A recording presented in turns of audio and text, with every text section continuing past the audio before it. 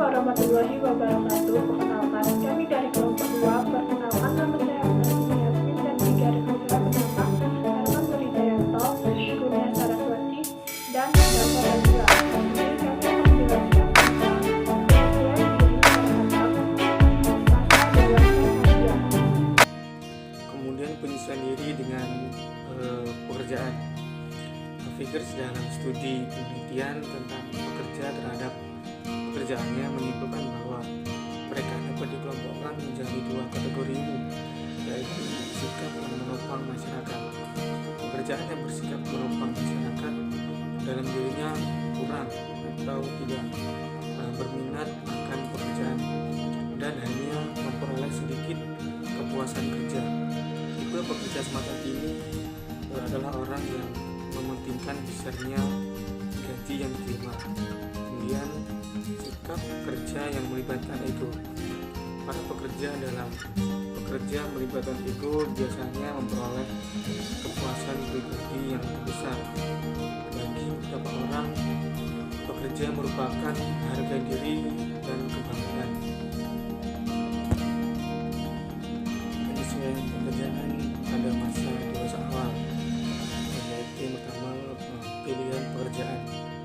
Penyesuaian yang pertama yang dianggap pokok adalah memilih bidang yang cocok dengan bakat, minat, dan faktor psikologis.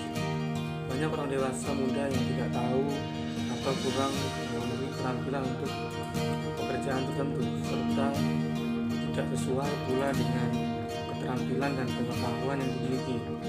Masa ini disebut masa berharap bekerja atau job happy, yang biasanya terjadi pada waktu dewasa berusia 20-30-an.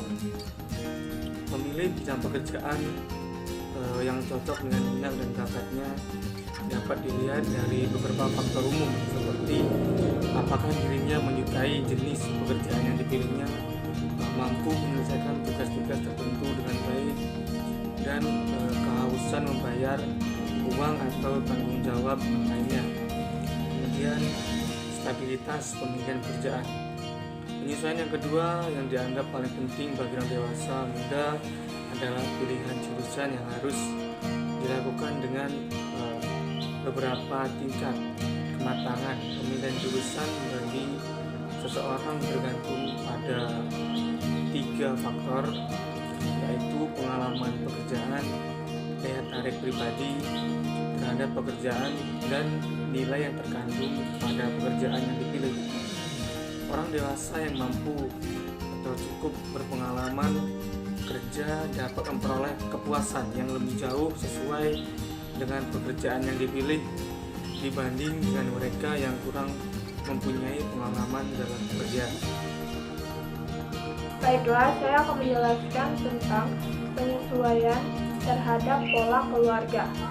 Keluarga adalah suatu unit terkecil dari masyarakat yang terdiri atas kepala keluarga dan beberapa orang yang terkumpul dan tinggal di suatu tempat di bawah satu atap dalam keadaan saling bergantung. Mulai dari anak bergantung kepada ibu, ayah, kakak, abang, maupun sebaliknya. Kesemuanya saling membutuhkan. Keluarga merupakan lingkungan pertama dan utama bagi anak, sehingga kedudukan keluarga di dalam perkembangan psikologis anak sangat dominan. Masalah penyesuaian pola keluarga, seperti merasa kesepian di saat anak yang sudah menikah pergi dari rumah. Assalamualaikum warahmatullahi wabarakatuh. Perkenalkan, saya Kurnia dari kelompok 2 ingin menyampaikan materi saya tentang penyesuaian terhadap perubahan peran dengan pasangan, penyesuaian seks, penyesuaian terhadap pihak pasangan, dan penyesuaian diri dengan masa nenek. Penyesuaian terhadap perubahan peran dengan pasangan. Masa penyesuaian paling pokok yang pertama kali dihadapi keluarga baru adalah penyesuaian terhadap pasangannya. Dalam perkawinan, hubungan interpersonal jauh lebih sulit untuk disesuaikan sebab dalam perkawinan terdapat keanggotaan oleh berbagai faktor yang tidak bisa timbul dalam bidang kehidupan individual. Penyesuaian seksual sangatlah dipengaruhi oleh cara pria dan wanita menerima informasi seks selama masa anak-anak dan remaja. Selain itu, pengalaman seks masa lalu juga berpengaruh dalam penyesuaian seksual pasangan menikah.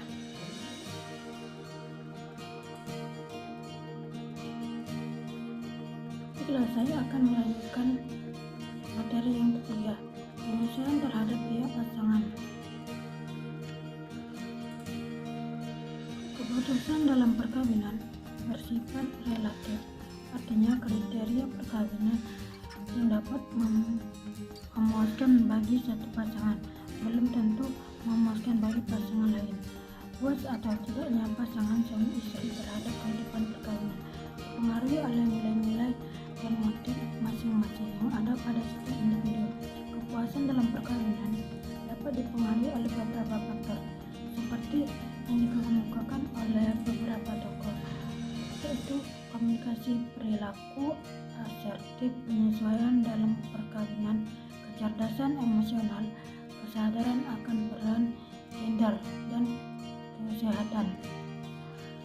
Dalam perkawinan, wanita pada era ini tidak lagi hanya berfungsi sebagai ibu rumah tangga biasa, akan tetapi para wanita tersebut kini telah mampu menunjukkan eksistensinya dalam bidang pekerjaan yang digeluti oleh para pria. Pekerjaan dijadikan sebagai jalan untuk mengaktualisasi diri dan membentuk identitas bagi wanita. Namun terkadang diikuti dengan tidak terpenuhinya fungsi wanita sebagai ibu rumah tangga, sehingga walaupun wanita juga bekerja mencari nafkah, ia juga dituntut untuk dapat menjaga keseimbangan antara pekerjaan dan keluarganya. Penyesuaian diri dengan masa kakek nenek. Pada masa usia lanjut kakek nenek, apa yang dicapai pada usia lanjut dewasa sudah dipertahankan, dan ada beberapa hal lain yang mulai memudar dan hilang. Penyesuaian yang dilakukan yaitu kesiapan menghadapi status pensiun, penurunan kekuasaan yang memenuhi kewajiban sosial dan kewarganegaraan, serta menghadapi kematian. Masa itu juga masa-masa seorang aktif dan gemar mengikuti kegiatan rohani seperti taat terhadap beribadah dan hal sebagainya. Wassalamualaikum warahmatullahi wabarakatuh. Di sini saya dapat memaparkan materi tentang penyesuaian diri pada hidup sendiri di usia madya. Individu pada usia madya yang hidup melajang, baik yang tinggal di perkotaan maupun pedesaan, umumnya akan tetap tinggal bersama orang tua dan keluarga kandungnya, bersaudara-saudara yang sudah pergi untuk membangun rumah tangganya masing-masing, atau orang tuanya yang sudah semakin tua. Individu pada usia madya akan cenderung mengalami kesepian. Kecenderungan kesepian juga dapat dialami oleh individu pada usia madya yang melajang yang tinggal sendiri di daerah perkotaan dan tinggal jauh dari orang tuanya. Motrin pada tahun 2008 menyebut kesepian sebagai kerugian melajang. Tersebut diungkapkan oleh Orson dan Delvaren pada tahun 2003 bahwa kesepian akan menjadi salah tantangan bagi beberapa individu yang melajang. Individu yang pada usia madya yang melajang juga cenderung tidak merasakan peran-peran yang dijalani oleh individu yang seusianya yang telah menikah, seperti yang diungkapkan oleh Herdiansyah tahun 2016 bahwa seseorang yang telah menginjak usia madya dia lebih dituntut untuk berada di ruang domestik dengan aktivitas-aktivitas yang berorientasi ke dalam seperti membangun rumah tangga dan mengurus rumah tangga. Demikian pula yang dikatakan oleh individu pada usia madya yang telah memilih tidak menikah juga cenderung akan dilekatkan dengan stigma oleh masyarakat. Stigma atau stereotip negatif terhadap orang-orang yang melajang disebut dengan istilah sinis. Miller tahun 2014 mengatakan bahwa stigma yang dilekatkan oleh masyarakat terhadap individu pada usia muda yang melajang, misalnya seperti anggapan masyarakat tradisional